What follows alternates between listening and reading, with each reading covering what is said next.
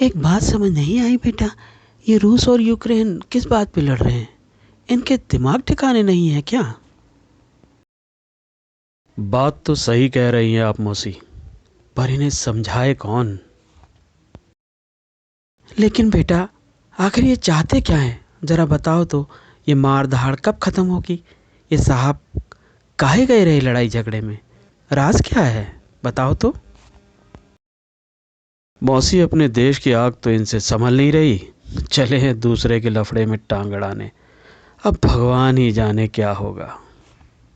तो क्या सठिया गया है बुढ़ापे में? ये मैंने कब कहा मौसी? अब उम्र हो चली है। अब रोज़ रोज़ तो आदमी विदेश नहीं जाता ना, कभी कभी दिमाग इधर उधर हो जाता है। ये बात समझाना ज़रा मुश्किल है मौसी। हाय राम, तो क्या दीवाना है? कैसी बात करती हो मौसी? वो और दीवाना, वो तो बहुत ही नेक और सुलझा हुआ नेता है। लेकिन मौसी, एक बार बाहर की लत लग गई ना, तो फिर कहाँ टिकाव आता है। अब इसी लत ने पकड़ कर बैठा लिया जहाज में।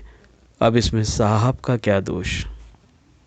ये कहते हो लल्लन बेटा, आग लगाए वो, लड़वाए झगड़वाए वो, अरे मौसी, मेरी बात भी तो लेकिन उसका सुनती रहो। कोई दोष नहीं नहीं। आप मौसी, आप तो खामा खां हाई टेम्पर हो रही हो। वो तो बहुत भोला और जलेबी की तरह सीधा है। वाह बेटा, मुझ बुढ़िया को पागल समझे हो क्या? मौसी, आप साहब को नहीं जानती। वो कई देशों से मिलते जुलते रहते हैं। अब यूक्रेन रूस पहुंच गए तो इसमें साहब का क्या दोष? आय हाय, क्या चमचागिरी कर रहे हो? तो क्या तुम्हें भी अंधता की आदत पड़ अरे गई है मौसी, क्या? कैसी बात कर रहे हो आप? तो नाराज़ हो रही हो। ऐसी बात नहीं है। अच्छा तो बेटा, ये भी बता दो, ये चमचागिरी किस लिए कर रहे हो?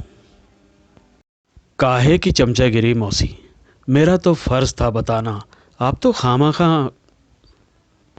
एक बात कान खोलकर सुन लो, भले कितनी ही गड़बड़ी कर लो मशीन में, मेरा वोट तो वहीं जाएगा जहां जाना अरे है। मौसी, कुछ तो सोचो। पार्टी वालों ने पैसा लगाया है, आप समझ नहीं रही हो मेरी बात को। है, समझिए ज़रा। भले अब सारी उम्र वोट ना डालूं, चाहे मेरी जितनी भी उम्र बची है, लेकिन मैं कभी भी ऐसे लोगों को वोट नहीं डालूंगी जो सत्यानाश कर दे गांव का। बड़े अफसोस की बात है, लाख तिकड़म लड़ाने के बाद भी साहब को मुंह की ही पड़ती है।